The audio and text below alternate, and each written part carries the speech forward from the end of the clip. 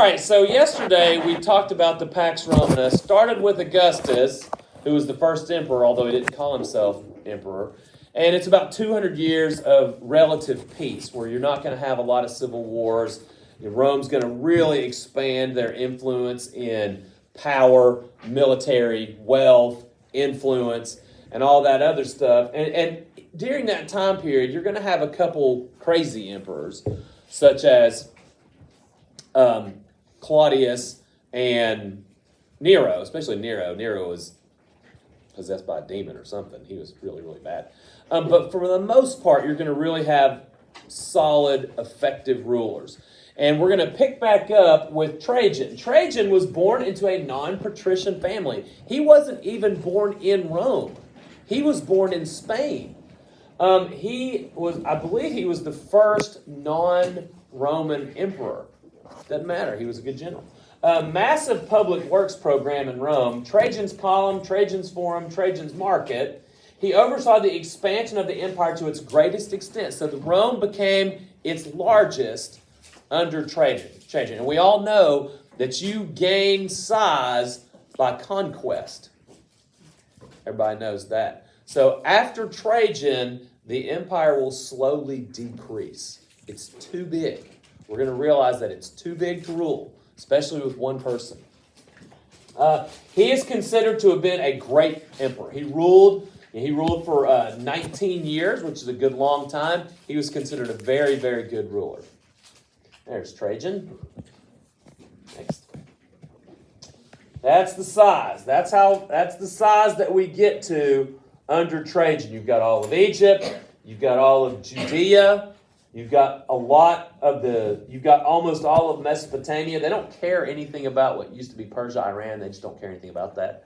But you've got everything that we've studied this so far in Western civilization under Trajan, he controls and more. All of Mesopotamia, all of Judea, all of Egypt, all of Asia Minor, all of Greece, all of Rome, all of modern-day Europe, basically, all the way up to Great Britain, and all of northern Africa. This is a tremendous, large empire. Next. Hadrian. Hadrian strengthened the empire's defenses. He built a wall that separated Roman territory in Britannia from the Picts, what is now roughly Scotland. Under Hadrian, the Romans put down the second Jewish revolt, known as the Bar Kokhba Revolt, 132 to 136, known as the Second Jewish-Roman War, led by Simon Bar Kokhba, a man many that the Jews believed to be the Messiah. We know that he wasn't, right? We know that Jesus was the Messiah and had already come to do what he came to do. But the Jews thought this guy was the Messiah to lead them to freedom against the Romans, and the Romans crushed him. The Jews were forced to leave Jerusalem after the defeat.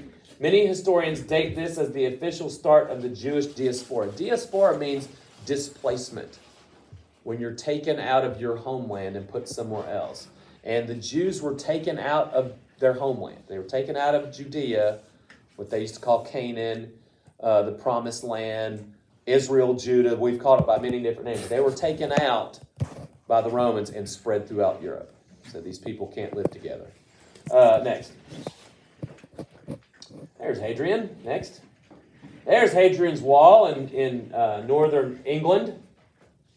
Right here. Next. Here it is today.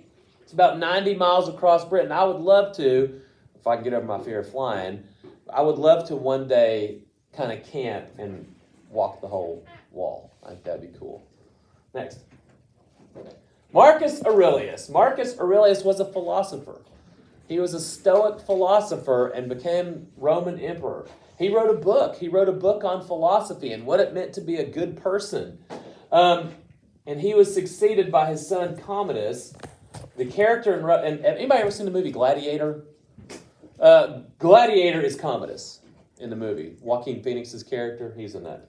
We'll talk about him next week, and you're going to like hearing about him. He's crazy. The end of the reign of Marcus Aurelius was the end of the Pax Romana.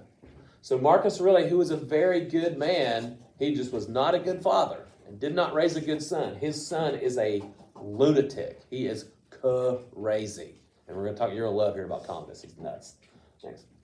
There's Marcus Aurelius. Waste no more time arguing about what a good man should be. Be one. Very famous quote from Marcus Aurelius. Next. So the Pax Romana timeline and some key events. Octavian becomes emperor for life. Octavian, everybody knows, becomes Augustus. That's the start. In 64, Nero's great fire in Rome blamed the Christians. That started the Christian persecution. Persecution means mistreatment or killing of people for what they believe. 97, Trajan expanded the empire.